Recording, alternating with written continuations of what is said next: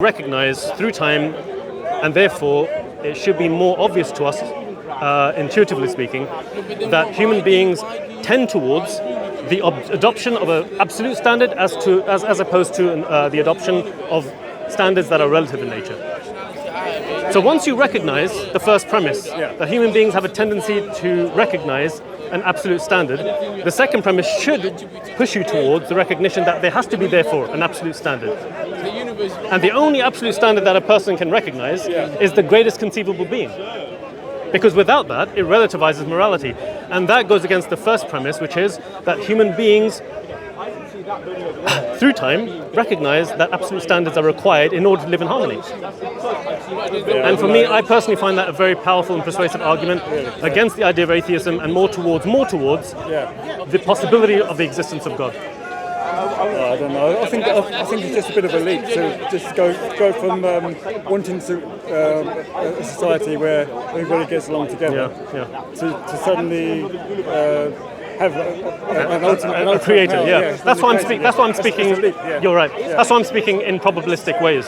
I'm not saying that it definitively proves. I'm saying a person should be inclined towards the recognition that if there are absolute standards that human beings have recognized through time, in order to live harmoniously amongst each other, it should push a person towards recognizing that perhaps there are within human beings a compass that pushes towards looking at true north. I don't see why you have to go that far. I see it as a general understanding that it's better that we all live together peacefully. No doubt. And you and me, we're on the same page. So I don't see why you need the extra step. We don't need someone above us to tell us this. We don't. Because, like I said, it's within the human being to recognize truths that we would then define as being just. You understand? So justice itself in Islam, I'll give you the definition of justice. It is placing everything in its proper place. It is putting everything in its proper place, such that if you take something out and put it in its improper place, you're essentially taking the rights away from one person and giving it to another unjustly. So what this should...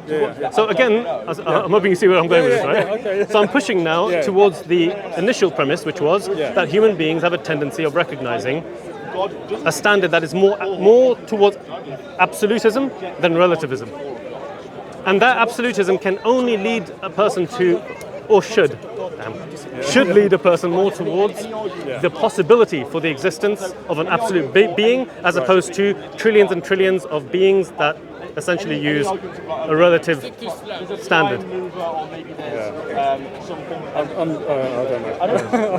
That's the argument that some of our great scholars have used from the point of morality to show that every human being has that compass in them.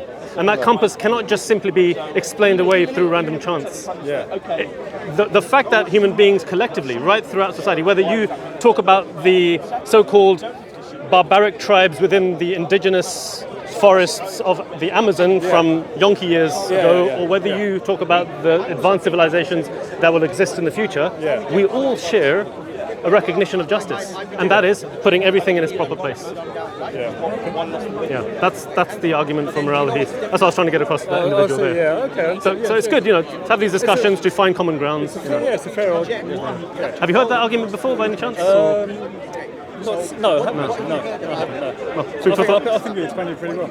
Thank you. Food for thought then, right? What's your name, by the way? Rick. Yeah. Hamza. Nice to meet you, mate. I'm an atheist as well.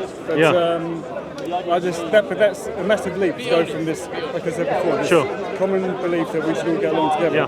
To why we need somebody above sort of controlling things. I hear you. As a Muslim... Because you spoke about those Amazonian tribes. Why do they need... I lost my train of thought. That's right. But I was going to say, as a Muslim, I recognize that there is a certain level of belief that's required to believe in God.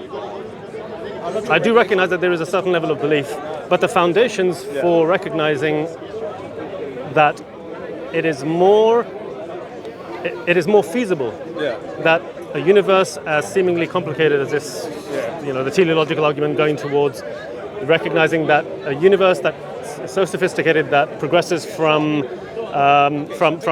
pure random chaos to something of order requires a set of laws, a set of laws that need to come together